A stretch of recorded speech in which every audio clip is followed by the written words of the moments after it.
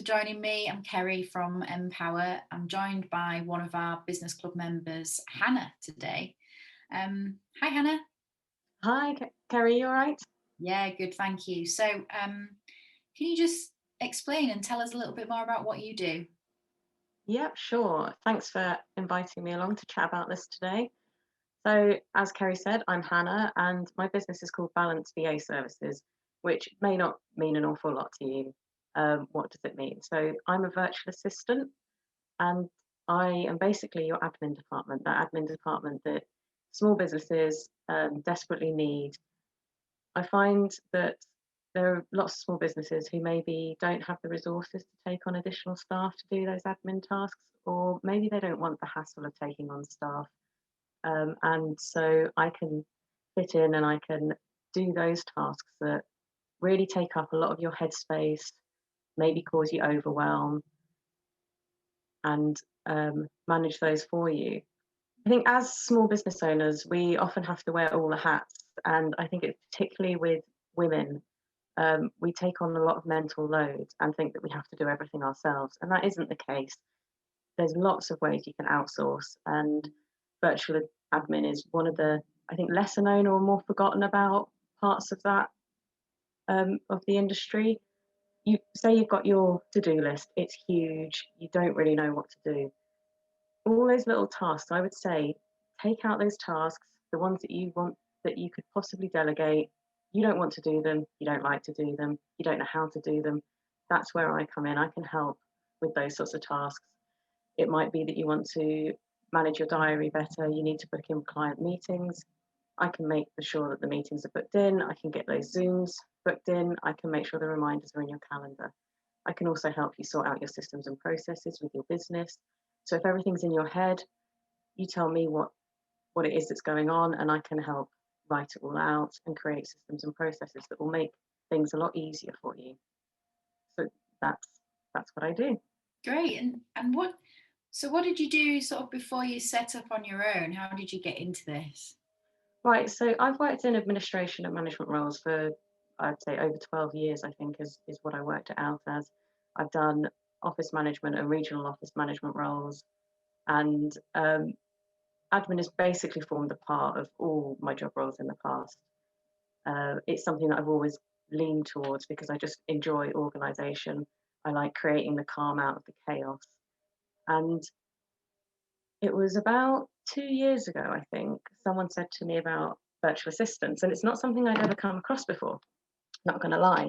And I've always wanted to have my own business. It's always been a dream of mine. I just didn't know how that would work out. And when I'd heard about virtual assistants and the fact that I could freelance as an administrator, I thought, well, that's the job for me. And so a year ago, I took the plunge. Um, I gave up my job, just went full cold turkey, set up my business in July, and it's been fantastic. I've learned so much as a business owner, and I get to use my skills helping small businesses. That's who I really want to support. I want to support small businesses, um, just manage their admin, help them save time, create more space, have a bit more headspace to concentrate on the things that they love to do, whether that's working on their business, creating new products and services, or if it's spending quality time with their family. Obviously, we're all spending a lot of time, especially, I think, our group, we have a lot of parents in the group homeschooling, so you've got all that time. But I actually want to help you create that quality time rather than just time.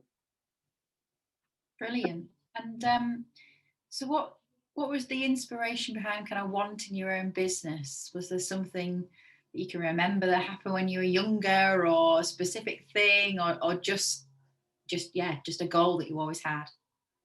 I My dad had his own business. My dad and my uncle ran their own business together. And on the other side of my family, I had uncles who also ran their own businesses. So I suppose I've just been around people who've had their own businesses. And I found that quite often, certainly within administration, I was hitting a ceiling and I couldn't go any further and I couldn't develop myself any further.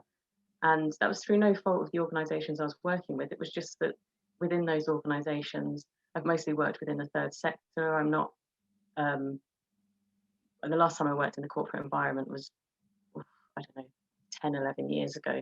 So within those environments, within those sectors, you do have a ceiling of where you can go. And I just wanted to be able to see what I could do, what more I could achieve, and be my own boss. Always, it's always been a goal. Nice. It's really inspirational to hear that you kind of just went, right, I'm doing it, and quit the day job.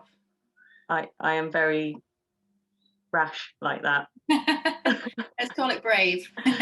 Bolshy, my dad always calls it. But yeah, it's yeah. I just when I get an idea in my head, I do tend to just go for it. Great, good for you. And so on to sort of Mpower and being a business club member. How does that work, and what's that doing for you and your business? Well, I joined the Mpower Facebook group before I'd set up my business because I just wanted to be around women who had businesses and understand how it worked and basically the whole scope of it. Because from an outsider, as I, felt I thought it's all these. Whenever I look at business owners, I just think success. They've got it all together. Everyone's got it nailed. And and I'm not saying that. I mean, there are people who are, 6, 7, 8-figure turnovers in their businesses. There are people who've been running their own businesses for 20 plus years in the group. But there's also people who, like me, just went for it. I had a part-time job when I started, so I was working as a relief support worker with adults with learning disabilities to help see me through. And I thought there was part of me that sort of felt, is that a bit of a failure that I haven't just gone out and started my business straight away? And what I really enjoyed about Mpower was that it gave me the courage to do that, and the understanding that actually there's so many different types of businesses, and also to appreciate there's different types of success. Success is how you measure yourself. It's not about comparing yourself to other people or measuring yourself against other people. And I just find that Mpower is a really nurturing environment to be in. Wow, that's amazing. And what, in the sense of, you and your business, I guess it's helped you kind of get going. And what about any practical tips? Have you picked anything like that up as you've been working with Mpower for the last 12 months or so? So many, I couldn't even tell you. I turn up to networking, and my networking usually involves me going, "Can you help me with this? Can anyone help me with this?" And you, Kerry, have helped me quite a few times with bits and pieces along the way. I remember after what I really enjoy about the networking with Mpower is that it's quite laid back. It's not very formal. There's no elevator pitch because I do struggle with that. And I remember having attended one networking where an elevator pitch was thrown on me, and I just thought, I don't really know what I'm doing. And I came to the group, and one of the ladies in the group, Claire, did a video of her pitch and how she starts her pitch and does her pitch, and shared it with me. And someone else said that they would, Denise, another woman, she had a phone call with me about it, and I just thought, so much support there. And I quite often come into the group and ask my random question of the week. There's always someone who can answer it, and no one sort of takes the mickey or says, "Aren't you?" There's no stupid question. Everyone's there to help and support. Didn't know that already, sort of. Yeah, absolutely. Yeah. Great. It's wonderful to hear that you're getting so much from the community. So what would you say the best thing about Mpower is, and why should others join us? Well, it is that community and that feeling of collaboration and working together and supporting each other. Everyone's there to help each other. It's not about pitching for business. It's not about trying to be better than someone else or competing with someone else. There are 4 virtual assistants in the group, and we have our own hub. And we're in there often talking about opportunities that we've come across. Maybe it's something that we can't fulfill, or maybe there's an opportunity that came up recently, and we all wanted to give each other a fair go at getting the opportunity. And that's there's enough business out there for everyone. And with the right support from the women in the group, you can do well. And I feel like I'm going off on a little bit of a tangent now, but yeah, it's the collaborate. You're shaking your head at me, so that's good.